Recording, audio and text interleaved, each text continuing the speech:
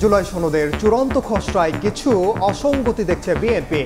প্রক্রিয়া নিয়ে জল ঘোলা করার অভিযোগ। অন্তর্বর্তী সরকারের হাতেই বাস্তবায়ন চায় জামাত। প্রশ্ন তোলার সুযোগ না রাখার পক্ষে এনসিপি। কিছু বিষয়ে অসামঞ্জস্যতা আছে, সঠিকভাবে উপস্থাপিত হয়নি। যত জল ঘোলা করা হবে, পানি ঘোলা করা হবে, তত পতিত সরকারের সুবিধা হবে। আপনার লিগ্যাল ফ্রেমে আনেন, লিগ্যাল ফ্রেমে এনে জুলাই সনদ বাস্তবায়ন করতে হবে এবং এই সরকারকে করতে হবে। কেউ যাতে কোনো রিট করতে না পারে এই পুরো প্রক্রিয়া নিয়ে, পুরো বিষয়টি নিয়ে, বিধানাবলী নিয়ে, আর এর ব্যাখ্যাটা যেন সুপ্রিম কোর্টের আপিল বিভাগের কাছে ন্যস্ত থাকে। গণতন্ত্র, স্বচ্ছতা, জবাবদিহিতার যে কথা বলি, তাতে অবশ্যই প্রশ্ন তোলা যাবে, এটাই ঠিক রাখতে হবে। সংবিধানে ভিন্ন কিছু থাকলেও প্রাধান্য পাবে সনদ। পূর্ণাঙ্গ খসড়ায় ৮ অঙ্গীকারনামা। ২০ আগস্টের মধ্যে মতামত আহ্বান ঐকমত্য কমিশনের।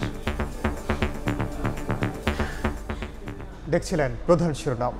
দুপুরের সময় সঙ্গে আছি আমি ওমর ইনাম এবং আমি জুম্মান সাদিক জ্যাভলিন। এবার অন্যান্য শীর্ষ সংবাদ। বিএনপি, আওয়ামী লীগ সহ ৭টি গ্রুপে ভাগ হয়ে সিলেটে পাথর লুট। ভাগ বসান সরকারি কর্মকর্তারাও।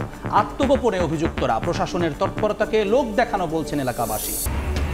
বিদেশে বাংলাদেশি দূতাবাস থেকে রাষ্ট্রপতির ছবি সরানোর নির্দেশনা পররাষ্ট্র মন্ত্রণালয়ের। টেলিফোনে পাঠানো হয় বার্তা, বেশ কয়েকটি মিশনে কার্যকর। স্থায়ী ক্যাম্পাস বাস্তবায়নে এবার অনশনে রবীন্দ্র বিশ্ববিদ্যালয়ের শিক্ষার্থীরা। ছাত্র সংসদ নির্বাচনের দাবিতে বেরোবির ছাত্রছাত্রীদের কর্মসূচি।